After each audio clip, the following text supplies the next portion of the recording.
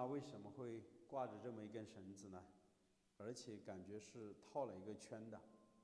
在湘西州花园县的大山深处，我们发现了一处被人遗忘的苗寨。整个苗寨就好像一个聚宝盆，以前这边住着20-30户人家，现在整个寨子只剩下了4栋房子。我们可以从无人机的镜头看到，4栋房子分别建在4个方位，中间有一棵塘。其实这棵塘的后面有一棵百年古井，所有的水源都是从古井里面流出来的。4栋房子好像围绕着这棵塘而建，远远的看过去，真的很像一个聚宝盆。那令我好奇的是，所有的房子现在都是空着，没人居住，但是房子的周边有菜地，有玉米地，还有稻田，还有油菜地，每年都会有人在这边耕种。那这边的村民究竟去了哪里？这边的庄稼又是谁在耕种呢？带着这个好奇心，我们今天就走进寨子一探究竟。这里啊，青山绿水，植被也是特别丰富。寨子里面有好几棵这样的古树，上面写的树龄都是170多年，枝繁叶茂的。在古树的旁边还有一个土地庙，逢年过节一些重要的节假日都会有人过来烧香烧纸，在这边祭拜的。在土地庙的旁边还有一棵塘，大概面积有100多平，水还挺深的，绿油油的，清澈见底。这边的海拔将近是800多米，这么高的海拔竟然有这么好的水，印证了那一句话：青山绿水。在塘的中央还建的有一栋小房子，看一下，将近有3间，背后呢还有几棵大树，那边有棵井，所有的泉水都是从那棵井里面流出来的。我们走过去看一下。身后的这条是进入寨子唯一的一条马路，都做了水泥的硬化。然后这边的海拔将近有800多米，整个寨子呢建在一个山窝窝里面。据说以前整个寨子有20-30户人家，也不知道什么原因，陆陆续续的就搬走了，然后有些房子就拆了。现在呢只剩下了4栋房子。看这边呢就有一栋房子，现在也是大门紧闭，然后旁边的这些庄稼呢都种得挺好，这里种的有油菜，底下有玉米，那边呢还有稻田。据说这边以前有几十栋房子，大部分都已经拆了，所有的老百姓似乎在一夜之间全部搬离了这边。我们就选择其中的一栋给大家做一个介绍，顺便去看一下，就是我上方的那栋砖房，上下2层结构的。但是我在这边找了一圈，好像都没有找到进入这栋房子的路。我们还是先走到这边去看一下这棵井吧。走到这里，我们才发现原来这栋房子有条小路从这里走上去的。在小路的旁边就是一口古井，我们可以看到这棵古井的上方有2棵古树，在古树上面都挂满了红色的布，当地人用来祈福的。我非常的好奇，这2棵古树长在石头上面，基本上看不到土，怎么长这么好呢？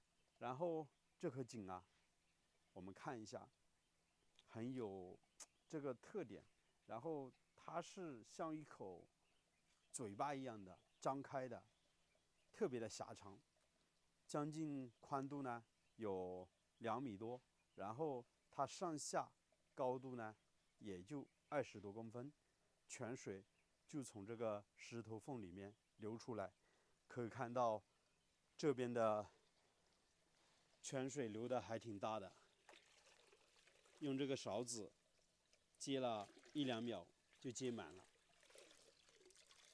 特别的干净，而且特别的冰凉冰凉的。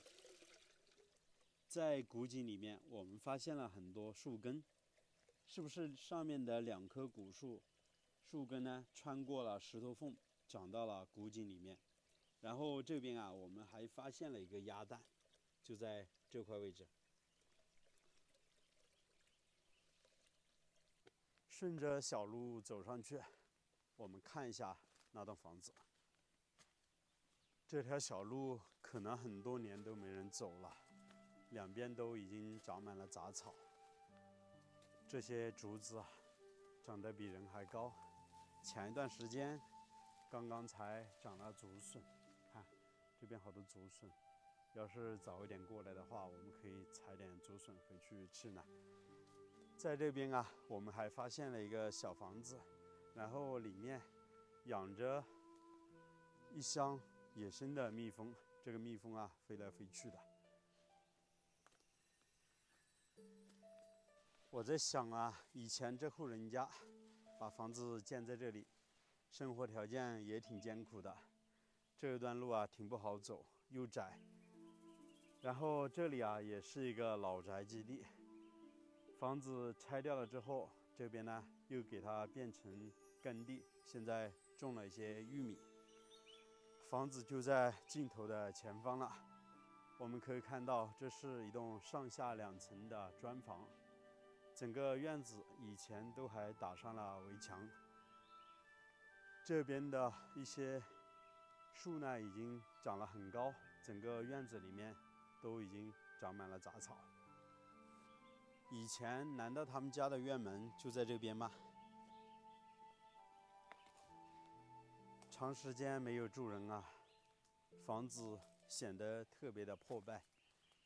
这个时候大门也是紧闭的，中间还是铁门呢，然后挂的灯笼都烂掉了，中间还有一条鱼，在门上还贴的有些瓷砖，上面还有一幅山水画，两边好像是吕洞宾还有张国老。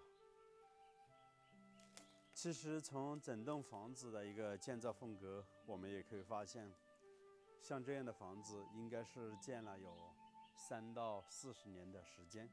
现在建房子啊，都没有这样去贴瓷砖了，都是一些大片的瓷砖。这边呢都是5公分乘以10公分的瓷砖，现在啊用的非常的少了。这个大门呢也开始生锈了，然后这块位置都已经上了锁。整个地面呢贴的是红颜色的瓷砖，然后这边的一些杂草都已经长到了大门口的位置。整个院子啊，占地面积将近是有300来平左右，有个小小的院落。然后门前的视野啊，特别的开阔，一眼看过去，对面就是2座大山。所以说，整个寨子啊，几乎也建在了山顶之上。那这边还有一栋厢房，厢房的位置看起来好像也是上下2层的结构。然后这边啊是有一个单独的过道。这块位置，这个墙面已经开裂了，可能啊随时都会倒塌。像这样的房子基本上是不能够住人的，我们还是壮个胆子走进去看一下。这个过道两边墙面都被雨水浸泡的痕迹，然后这边是有一道房门，也可能这里以前是他们家的院门，进来之后就是一个厨房了。这边还有灶台，然后这块位置啊都已经坍塌了，整个墙面都倒下去了，里面也长满了一些灌木丛还有杂草。从这边还有2个房间，这道门都拆下来了，然后整个地面乱七八糟的。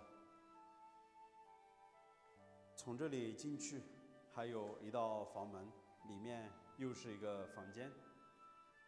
整个房间地面都做了硬化，墙面也刷上了白墙，但是窗户都留得很小，所以房间里面的透光性很差。很奇怪的是，这个阴暗的房间里面挂着一根绳子，这边还有个马蜂窝。那为什么会挂着这么一根绳子呢？而且感觉是套了一个圈的。从这个房间进来就是他们家的旱厕，这边修了一个猪圈，应该以前是养猪的地方，肯定旁边就是旱厕了。这里还留了一道房门，可以进入房子的背后。可以看到房子是靠着石头山而建，房子背后的窗户都安装了防盗网，背后还有些竹林。现在是房门紧闭，所以我们没办法进去看的。透过窗户，我们可以看到房间里面并没有什么，基本上没有家具，墙面上贴的有些土画。一家人肯定在这边生活的时间很久的。这边我们发现了一个钉耙，好像也是走得很匆忙，来不及带走一样的。这边还有个水杯，感觉这户人家走得很匆忙，2楼的窗户都来不及关，那究竟什么原因啊？包括那边也是如此，两边的窗户都没有关的。其实今天我也是无意间进入的这个寨子，是想给大家分享一些山里面的闲置房。本来也想采访一下这边的村民，很可惜在这里一个人也碰不到。这边实在太偏僻了，距离县城将近有30多公里，距离镇上也有10多公里。整个寨子现在只有一条公路能够进入这里，这里的海拔又比较高，平时除了这些种庄稼的人，几乎寨子里面一个人都没有了。那下次如果有时间的话，我们再深入的去了解一下这其中的原因，为什么这边的村民似乎都在一夜之间全部都搬走了。好了，朋友们，这期就为大家分享到这里。喜欢石头的视频，请记得点个订阅。我们下期再见了，拜拜。